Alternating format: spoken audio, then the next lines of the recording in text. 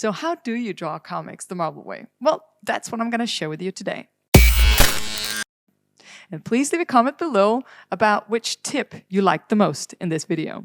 Normally, when I start drawing a comic book, I start with an idea for a panel or a whole sequence. But in this video, we're only going to discuss creating one panel with one character. So first thing you want to do is draw a sketch. Remember, when you create your pose, it's important that it has a good line of action. That means it has a good silhouette that is easy to interpret for your viewer. Because people watching your drawing, they want to easily see line of action you're creating. So that way, remember to draw a silhouette that looks good. So I started out having this idea in mind with Tony Stark, because he's my favorite comic book character. So when I draw or sketch on the iPad, I normally, or sketch wherever I do in Photoshop, I use a rather large brush with quite a lot of feather on it. Then afterwards, I can refine my sketch by making the brush smaller and then drawing on top, and I draw in the detail. When I'm satisfied with my sketch, I bring it into either Photoshop or Adobe Illustrator. For this video, I am going to use Adobe Illustrator. So Adobe Illustrator has a lot of perks to it. It's easier to do corrections. It looks crisper when you've done the illustration because it's in vector. So here I've imported my sketch into Adobe Illustrator. I then use my blob brush tool. That's one of my favorite tools in Adobe Illustrator. I use my blob brush tool to do the outline.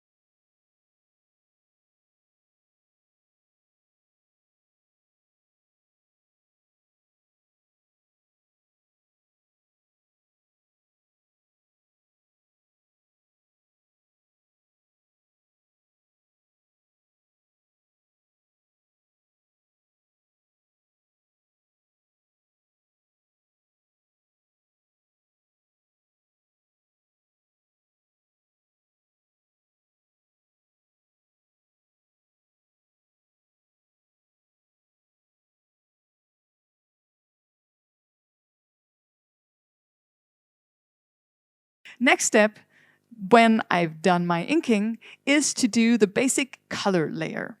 For that, I just use a new layer and I just draw colors in on that layer.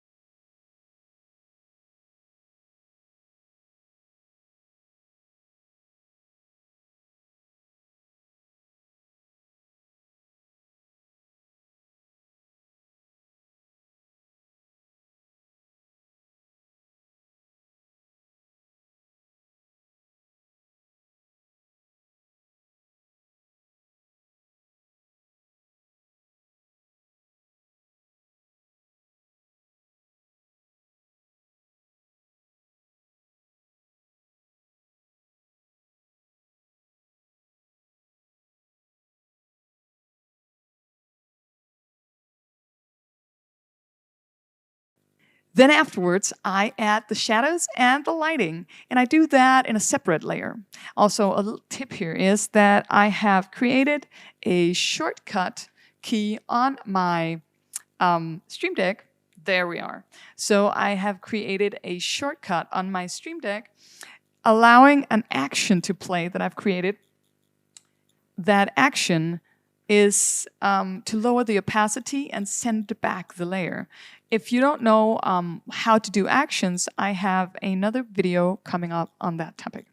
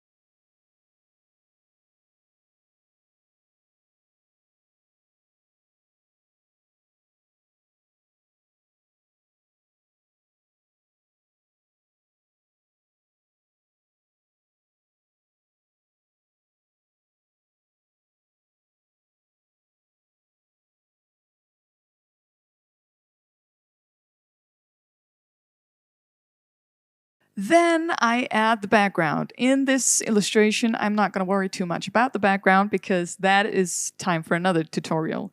So in this one, I'm just going to do a fast gradient as a background layer. Sometimes when I have an idea that includes a rather complex background, I actually create the background before I create the character. But for this idea I had with Tony Stark, I had the idea with his pose and not a particular background in mind. So I created the character first, and then I just draw in some sort of background.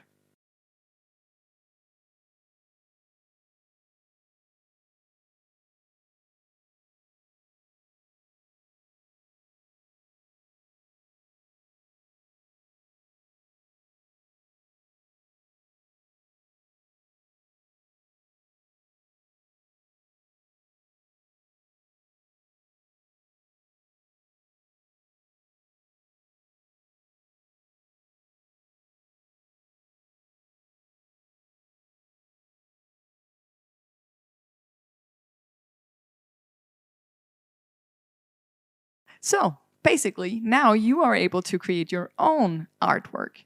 And just to sum up the process, the first thing I do is to create a sketch.